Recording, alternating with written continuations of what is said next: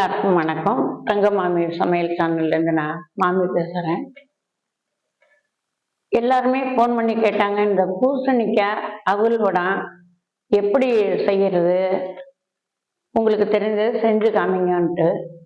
இன்னைக்கு அந்த பூசணிக்காயும் நம்ம அவலும் வச்சு எப்படி நம்ம இந்த வடம் பண்ண போகிறோங்கிறத பார்க்கலாம்.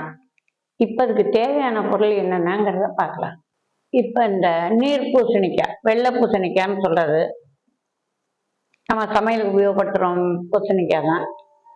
பூசணிக்காய், பச்சரிசி, ஜவ்வரிசி, கெட்டி அவுல், கல்லுப்பு, பெருங்காயம், எலுமிச்சம்பழம், பச்சை மிளகா, கருவேப்பிலை, இதுதான் இதுக்கு தேவையான பொருள்.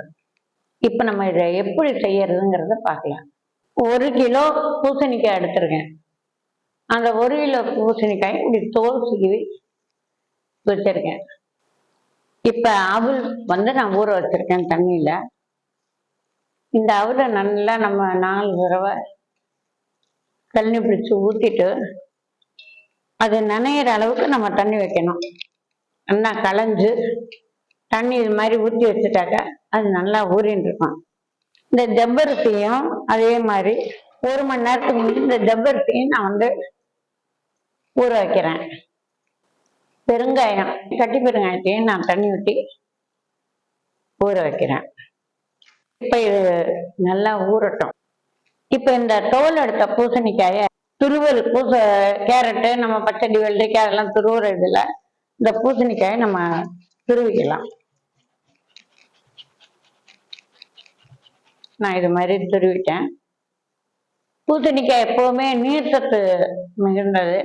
நாம அப்படியே உப்புல சேர்த்தோம் அப்படின்னா தண்ணி ரொம்ப இது விட்டுக்கும். அதனால கொஞ்சம் தண்ணி வடிகிற வரலையும் நான் ஒரு வெள்ளை துணியில இந்த பூசணிக்காயை வடிகட்டி வைக்கிறேன். நீங்களும் இது மாதிரி ஒரு வெள்ளை துணி எடுத்துக்கோங்க. இது மாதிரி வடிகட்டியில போட்டு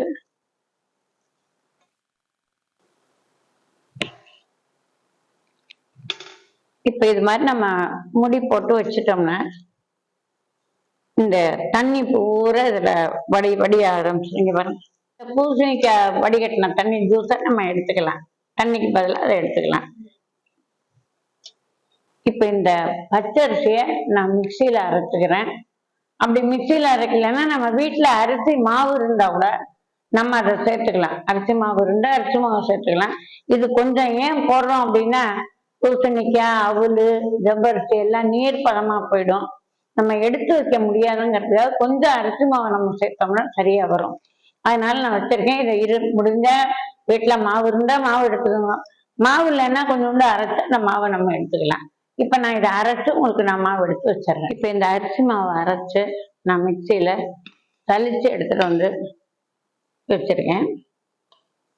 அதே மாதிரி இந்த பச்சை மிளகாயும் மிக்சியில நான் ஒரு 8 மிளகா தான் எடுத்திருக்கேன். வெயில் காலம், ரொம்ப காரம் வேண்டாம், பெரியவா குழந்தைங்கெல்லாம் சாப்பிட்றது. அதே மாதிரி இந்த எலுமிச்சம்பழத்தை ஒரு பழம் புழிஞ்சு சாறு எடுத்துக்கிறேன். இப்போ நான் கொஞ்சமா இந்த கெட்டி வானிலையில தண்ணி 1 கப்பு வச்சிருக்கேன். தண்ணி காஞ்ச உடனே இந்த ஜவ்வரிசி இதில் போட்டு நான் வேக வைக்கிறேன். இப்போ 1 மணி நேரத்துக்கே முந்தையே நான் ஊற வச்சுட்டேன். இந்த ஜவ்வரிசி ஊறி போச்சு. நீங்க எப்பவுமே மாவு ஜவ்வரிசி வாங்கிக்கோங்க. வடாத்துக்கெல்லாம் இதுதான் நல்லா இருக்கும், நல்லா ஊறிடும். இப்போ இந்த தண்ணி கொதிக்கிறது, இந்த ஜவ்வரிசி இதில் நான் போடுறேன். இந்த ஜவ்வரிசி நல்லா வேகட்டும். அதுக்குள்ளேயே நம்ம பச்சை மிளகா அரைச்சுன்னு வந்துடலாம். பச்சை மிளகா அரைக்கும் போது ஒரு சொட்டு எலுமிச்சம்பழம் விட்டெல்லாம் இந்த பச்சை மசங்காம இருக்கும். அதை அரைச்சு ரெடி பண்ணிக்கலாம். கொஞ்சமா தண்ணி வச்சு இந்த ஜவ்வரிசி போட்டேன் பாருங்க, கண்ணாடி மாதிரி நல்லா வெந்து போச்சு. ரொம்ப தண்ணியா நம்ம வச்சுட்டோம்னா பாயசம் மாதிரி ஆயிடும். கொஞ்சம் நம்ம நிதானமா அடுப்ப சிம்ல வச்சு கொஞ்சம் நம்ம இதை கெட்டியா நம்ம பண்ணிக்கலாம். இப்ப இந்த மாவு ஒத்து வரணுங்கிறதுக்காக நம்ம இந்த அரைச்சு வச்ச அரிசி மாவு இதுல கரைச்சு ஊத்த போறேன். நம்ம கையிலேயே கரைச்சிக்கலாம், அப்பதான் நல்லா கரைக்க முடியும். கரண்டி இல்லைன்னா கரைக்க முடியாது. இந்த வெந்த ஜவ்வரிசியில இந்த மாவு ஊற்றி நான் கலவிக்கிறேன்.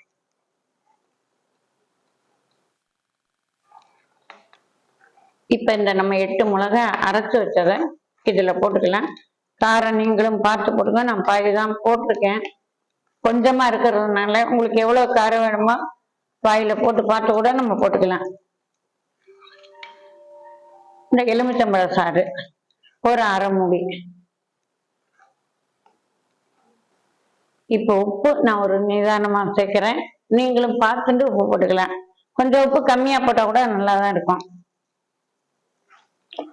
இப்ப கட்டி பெருங்காயம் தான் வாசனைக்கு எல்லாத்துக்குமே. நான் ஊற வச்சிருக்கேன். நல்லா கரைச்சி ஊற்றுறேன். இன்னும் கொஞ்சம் பெருங்காயம் வேணும்னா கூட நீங்க ஊற்றிக்கலாம்.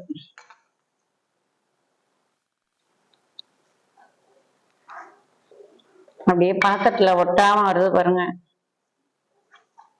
எல்லா வடை வகைகளுக்குமே நம்ம ஜவ்வரிசி 2 ஸ்பூன் கொஞ்சம் நம்ம சேர்த்தோம்னா அது நல்லா இருக்கும். இப்ப பாருங்க பாத்திரத்துல கொஞ்சம் கூட ஒட்டல.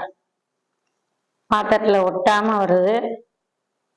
உங்களுக்கு சந்தேகமா இருந்தா இப்படி தண்ணி இப்படி தொட்டு கையில ஒட்டாம வரும். இதான் பதம்.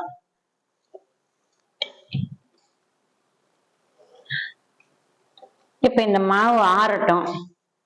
அவளு பூசணிக்காய் எல்லாத்தையும் நம்ம சரி பண்ணி வச்சுக்கலாம். இப்ப நம்ம துருவி கட்டின பூசணிக்காய் பாருங்க, தண்ணி நல்லா வடிஞ்சு போச்சு.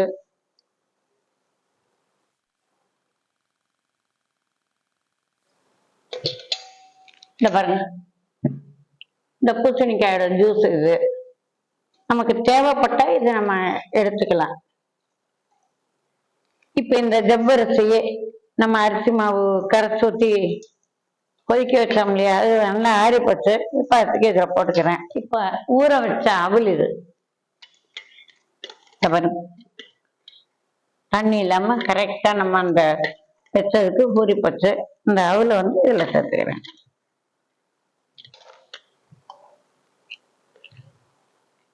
தண்ணி இல்லாம வடிகட்டி வச்சிருக்கோம், அதை இதுல போட்டுக்கலாம்.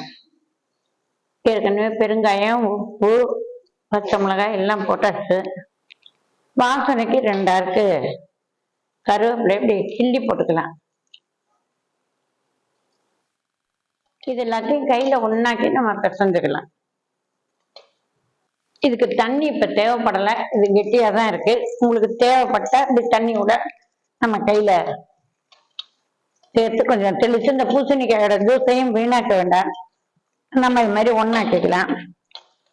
வாயில போட்டு பார்த்துக்கலாம். உப்பு வேணுனாலும் உப்பு கொஞ்சம் போட்டுக்கலாம். கொஞ்ச நேரத்துல பண்ணிடலாம். 1 கிலோ பூசணிக்காய் இருந்தா கூட போதும். கொஞ்சம் கொஞ்சமா பண்ணி நம்ம இத காய வச்சு எடுத்து டப்பால வச்சுக்கலாம். வெயில் படுற இடத்துல இது மாதிரி நீங்க துணி போட்டு வச்சுக்கோங்க, பிளாஸ்டிக் ஷீட்ல. இந்த மாதிரி கையில தகுந்த பூசணிக்காய் ஜூஸ் இருக்கு தொட்டு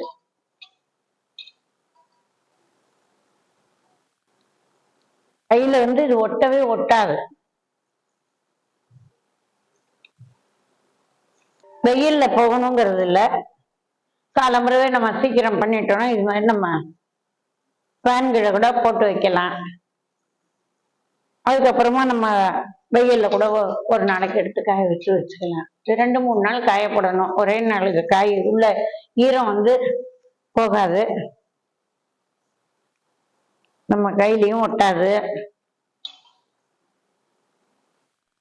பெருங்காய வாசனையோட இது ஒரு ருசியா ரொம்ப நல்லா இருக்கும். இப்ப இந்த சுவையான சத்தான பூசணிக்காய் அவல் வடை ரெடி ஆயிடுச்சு. இது மாதிரி நீங்க இந்த மாவை ரெடி பண்ணி இந்த வெயில் காலங்கள் இருக்கும் போதே நம்ம ஒவ்வொரு வடாமா நம்ம பண்ணி வச்சுக்கலாம். இது வெயில்ல போய் நம்ம வைக்கணுங்கிறது இல்லை. நம்ம காலம்பரவோ மத்தியானமோ நம்ம ரெடி பண்ணிட்டு இதை நம்ம வீட்டுக்குள்ளேயே ஒரு பேனை போட்டு இது மாதிரி வச்சுட்டு அதுக்கப்புறம் கூட கொண்டு போய் வெயில்ல நேரம் கிடைக்கும் போது நம்ம வச்சுக்கலாம். 2-3 நாள் காய வச்சா உள் ஈரம்லாம் காஞ்சு போயிடும். அதுக்கப்புறம் நம்ம ஒரு சம்மடத்துலையோ டப்பாலையோ பாட்டிலையோ நம்ம இதை பாதுகாப்பு பண்ணி வச்சுக்கலாம்.